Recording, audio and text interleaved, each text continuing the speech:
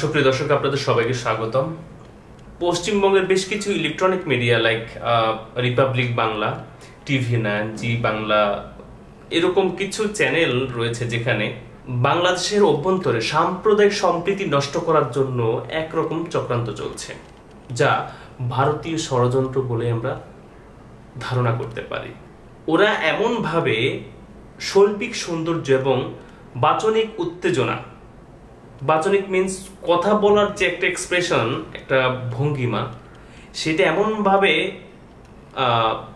সমন্বয় করে মানুষের সামনে তথ্য উপস্থাপন করছে যে তথ্যগুলো অপ্রাসঙ্গিক, অযৌক্তিক এবং কিছু ভিডিও ফুটেজ যেগুলো দেখা গেল 2-3 বছর আগের ভিডিও ফুটেজ, সেই সমস্ত ভিডিও ফুটেজ থেকে কাট করে এবং সাম্প্রতিক কিছু বিচ্ছিন্ন ঘটনার ছবি অ্যাড করে তারা পশ্চিমবঙ্গের বাংলাদেশ সামনে বাংলাদেশের ব্যাপারে গুজব ছড়াচ্ছে। এই সমস্ত গুজবের কান দিবেন না, এটাই হচ্ছে আমাদের প্রত্যাশা।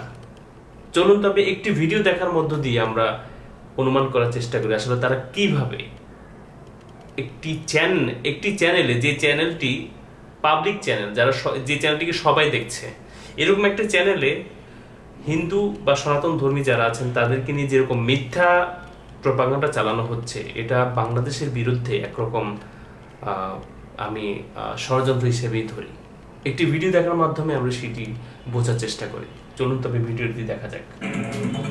আমি জানতে চাই, এই বাংলায়, এই বাংলাদেশে যে মৌলবাদী সন্তানেরা ঘুরে ফিরে বেড়াচ্ছে, তারা কেন আর বাংলার সাথে চোখে চোখ রেখে কথা বলতে পারছে না? দম থাকলে আর বাংলায় এই মুহূর্তে ময়ূক রঞ্জন ঘোষ লাইভ স্ট্রিমিং করছে আপনার দেশে, সারা বিশ্বে এই মুহূর্তে আর বাংলা লাইভ স্ট্রিমিং হচ্ছে। আপনারা লিখুন, আপনাদের বক্তব্য লিখুন এবং পাল্টা জামাতিরা নিজেদের বক্তব্য লিখুন, হোক বিতর্ক।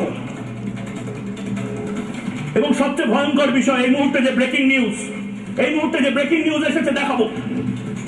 এই মুহূর্তে যে ব্রেকিং নিউজ এসেছে, সেই ব্রেকিং নিউজ বড় খবর। এই মুহূর্তে এই সেনাবাহিনী, এই বাংলাদেশের সেনাবাহিনীর দখলে যে বাংলাদেশ মুজিবের মূর্তি ভাঙছে সেনাবাহিনী, ভয়ঙ্কর উত্তেজিত জনতাকে শান্ত করতে মূর্তিতে আঘাত করছে, কোথায় গুলি মারবে দেখুন অবস্থা। লজ্জাজনক ছবি।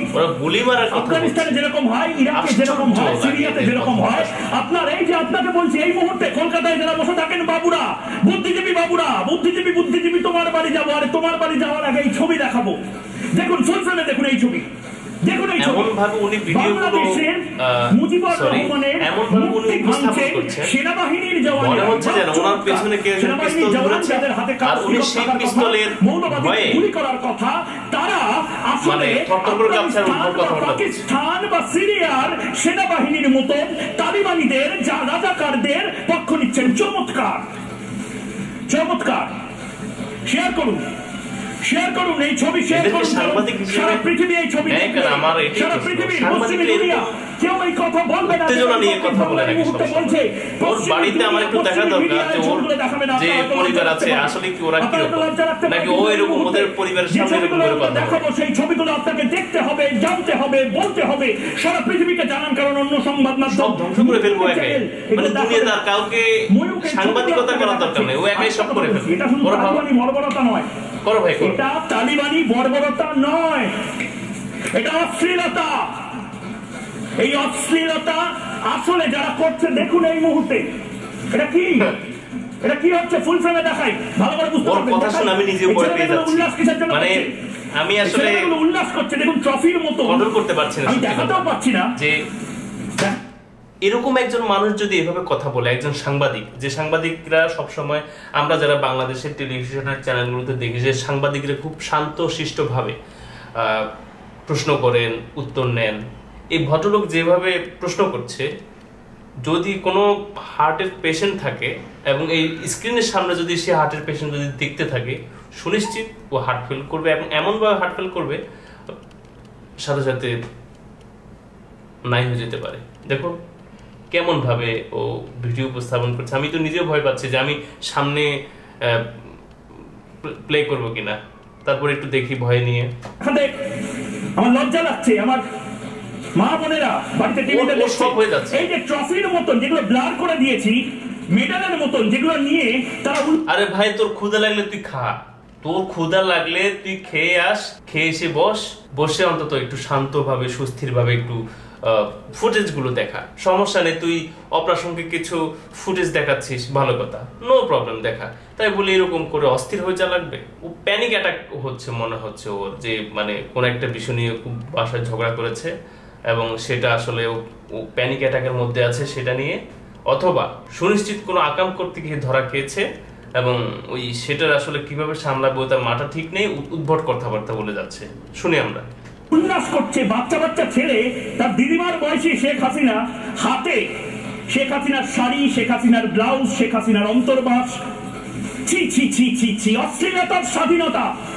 একটাই কথা, পাকিস্তান এবং আমেরিকার ডিপ স্টেট এই ছেলে মেয়েগুলোকে ঢাল করে আসলে বাংলাদেশ দখল করতে চেয়েছিল, মৌলবাদীদের স্বর্গরাজ্য বানাতে চেয়েছিল। দেখুন এই যে ব্লার করে দিয়েছি, যে জায়গাগুলো ঝাপসা করে দিয়েছি, লজ্জা লাগছে আমার।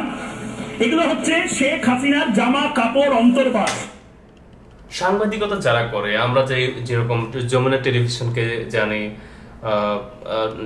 24কে জানি, বা অন্যান্য যে চ্যানেলগুলো আছে, তারা যেভাবে একটা যদি কটু বিষয় হয় বা একটা যদি দৃষ্টিকটু বিষয় হয় কিংবা একটা না দেখার মতো বিষয় বা উপস্থাপন না করার মতো বিষয়, সেটাকে তারা বাচনিক ভঙ্গিতে ভিন্ন ভাষায় ভিন্নভাবে ব্যবহার করার চেষ্টা করেন। কিন্তু এই ভদ্রলোক যেভাবে তার বক্তব্য, তার মানে স্ক্রিপ্টেড নয়, যেভাবে ও বক্তব্যগুলো উপস্থাপন করছে, উত্তেজনা দিয়ে, মানে মানুষের মধ্যে উত্তেজনা তৈরি করছে, পাশাপাশি নিজে তো উত্তেজিত হয়ে আছে। কেন সে এত বেশি উত্তেজিত সেটাই বুঝতে পারছি না। আর তার কাছে এই যে সংবাদ পরিবেশন করার যে ট্রেনিং, সেই ট্রেনিং সে নিয়েছে কিনা সেটা আসলে আদৌ প্রশ্নের সম্মুখীন।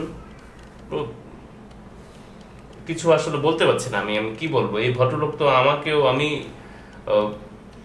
নিজে আসলে ওর কথা শুনে তো খুব আমি নিজে উত্তেজিত হয়ে যাচ্ছি। মনে হচ্ছে যেন আমি এখন পশ্চিমবাংলা বসে আছি, বাংলাদেশের ভিডিওগুলো দেখছি। সত্যি কথা। শেখ হাসিনার ব্লাউজ, শেখ হাসিনার শাড়ি, এগুলো নিয়ে নাচানাচি চলছে। এবং বাবা এত বড় ভিডিও দেখার আমার ধৈর্য নাই। আমি যেটুকু দেখেছি এটুকুতে আমার অবস্থা খারাপ হয়ে যাচ্ছে। পুরোটা দেখলে তো আর অবস্থা খারাপ হয়ে যাবে। আর যারা ওখানকার বাঙালি বসে আছেন, আমি আপনাদেরকে রিকোয়েস্ট করবো, ভাইয়া আপনারা কি এই ভদ্রলোক যেভাবে ভিডিও উপস্থাপন করে, ওর সামনে ওর ভিডিওগুলো দেখবেন না। বিশেষ করে রোগীরা যারা আছেন, আপনারা সুনিশ্চিত আপনাদের আপন জনের যদি হায়াত যদি আরো 2 বছরও থাকে, এই ভদ্রলোক 1 ঘন্টার মধ্যে সে শেষ করে দিবে। সবাইকে ধন্যবাদ। সালাম আলাইকুম।